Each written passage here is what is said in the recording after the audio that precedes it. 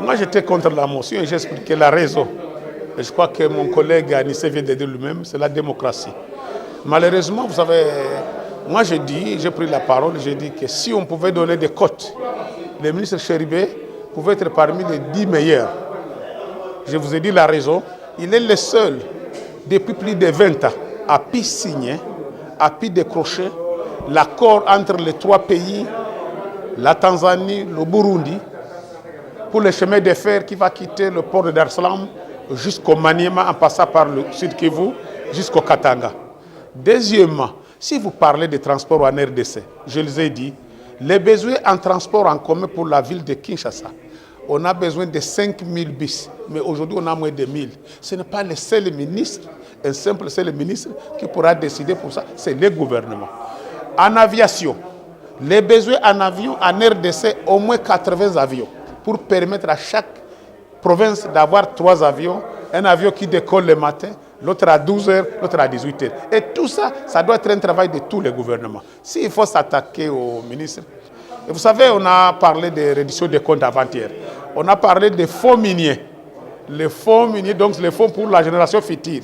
On a dit que depuis 2018 jusqu'à aujourd'hui, on est environ à 3 milliards. Si on pouvait donner ces 3 milliards pour le ministère des Transports, on allait voir même les 154 000 km de routes asphaltées parce qu'on allait faire la route RN1 Kitaba, Congo central, Kinshasa, Bandundu, Kasai, le Katanga, jusqu'à même aussi Kivu pour la RND. Donc, moi, je peux dire la question du ministère des Transports c'est une question gouvernementale. On doit poser cette question à tous les gouvernements. C'est le gouvernement, le Premier ministre, qu'on devrait interpeller pour lui dire qu'est-ce qu'on fait, on en est où avec ce que vous avez promis. Vous savez, le chef de l'État aujourd'hui est en Europe, il parle des investisseurs.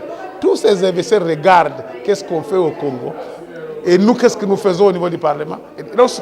Un ministre qui vient de signer cet accord, on le chasse, on n'aura pas de confiance. On parle fondé, on parle de permis de conduire. Regarde, madame, c'est depuis 2017 qu'on n'a pas de permis. Ce n'est pas au ministre qui a une année qui a résoudre ce problème.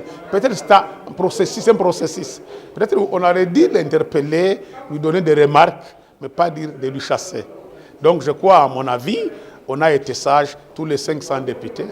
Encore une fois, majorité opposition, tu as vu comment ils ont voté la motion pour dire rejetons la motion. Donc je crois que c'est la question de démocratie. Il n'y a pas union sacrée ou opposition. Je crois qu'une année qui reste, on va avoir beaucoup de choses dans cette année qui reste.